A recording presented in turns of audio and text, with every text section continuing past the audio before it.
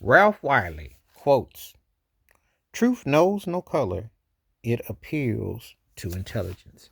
He's one of my favorites. If you watched ESPN back when it mattered, not that garbage they be putting out the last decade plus, but when it was about real journalism, he was one of the baddest to be on there. He wrote for Sports Illustrated. He was a complex brother who wrote about racial inequality and put it in the way terms that everybody can understand, but he was dignified and highly skilled.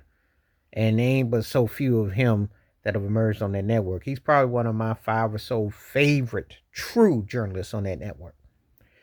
Enlightened, educated, and bright and sharp. He doesn't get talked about, and there's a reason, because they don't really believe, they believe in cookie cutter, simplistic. They don't really like a lot of high fluent, distinctive tone, and it shows. But he was one of the best to do it. Now, what did I think about his quote? Truth knows, truth knows, no color. It appeals to intelligence.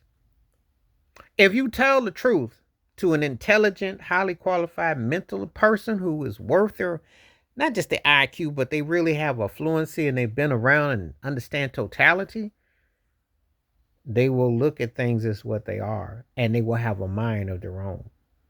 You can always tell if people are going to be gullible, go along, get along, etc., etc. And that's what you expect for higher level intelligence. And it does happen. And I know people are going to be quick to say, well, with institutionalized systematic racism that I talk about, I said, that's all true. I said, however, people who understand to differentiate between what's really happening will tell you, hey, that's what it is. It's nothing else that you can really say. You can sit there and try to romanticize it. However, it is what it is. He did an incredible job with when he would write his essays. Um, you know, pre-internet, pre-technology, all the stuff, you long to read writings of someone who could just stimulate your brain. It's an art. I always say a great writer. So if you got a great writer who writes about music, they're just as important as the artist, maybe even and sometimes more, because they sell you, they can paint a picture to the song.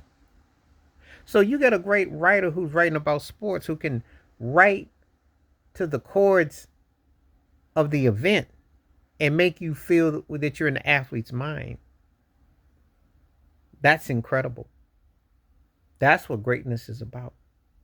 That's something that, it makes you think, it makes you have a purpose. When we talk about race, we always, how people see things per se. There's people that, if they are of a sound mind and intellectual capacity, they can differentiate what's being said and what's being presented. They want facts over fiction. They want facts over feelings. You see, you got to understand what you're dealing with. He was not afraid to go there, and he was one of the most talented writers that I ever encountered. And I always enjoyed how he could break down certain things that he would say. I would just sit there and read his work, and I was drawn to that because I like people that challenge your brain. Give me a full course meal, even a vegetarian vegan. I want a full course meal, not fast foodie.